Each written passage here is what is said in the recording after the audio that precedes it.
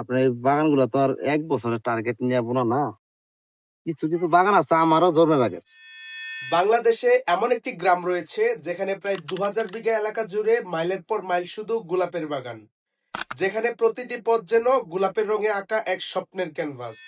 তাই আমাদের আজকের গন্তব্য গোলাপ গ্রাম। ঢাকা সাভারের বিরুলিয়া ইউনিয়নের সাদুল্লাপুর গ্রামটি মূলত গোলাপ গ্রাম নামে পরিচিত।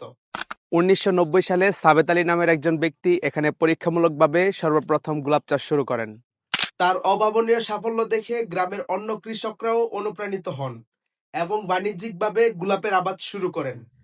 বর্তমানে পুরো গ্রাম জুড়ে এখন বিভিন্ন রকম গোলাপের চাষ হয়। একসময় এই অঞ্চলের মানুষ তীব্র অভাব অনটনের মধ্য দিয়ে যেত।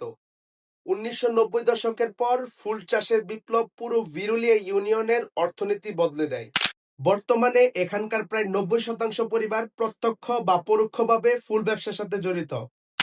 যান্ত্রিক কোলাহল মুক্ত শান্ত গ্রাম, পাখির ডাক, আঁকাবাঁকা মাটির পথ আর দুই পাশের ফুলের বাগান, সব মিলিয়ে এক অদ্ভুত মানসিক শান্তি দেয় এই গ্রাম। বর্তমানে কেবল সাদুল্লাপুরই নয়, বরং শ্যামপুর, মুস্তাপাড়া ও বিরুলিয়া সহ আশেপাশের বেশ কয়েকটি এলাকাতে বিপুল পরিমাণে গোলাপ চাষ হয়। শীতের মৌসুমে বিশেষ করে নভেম্বর থেকে ফেব্রুয়ারি এই গ্রামের সৌন্দর্য থাকে দেখার মতো।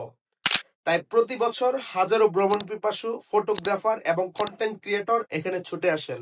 এখানে ঘুরতে এলে শুধু সুন্দর ছবি নয়, কাছ থেকে দেখতে পারবেন ফুল চাষের পুরো প্রক্রিয়াও।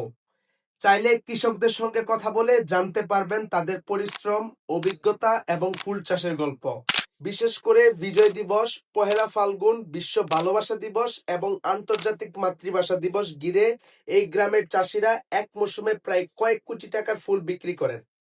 প্রকৃতির রং, ফুলের সৌন্দর্য আর গ্রামের নির্মল পরিবেশ সব মিলিয়ে সাভারের গোলাপ গ্রাম হতে পারে আপনার ডে ট্যুরের জন্য দারুণ একটি ভ্রমণ গন্তব্য।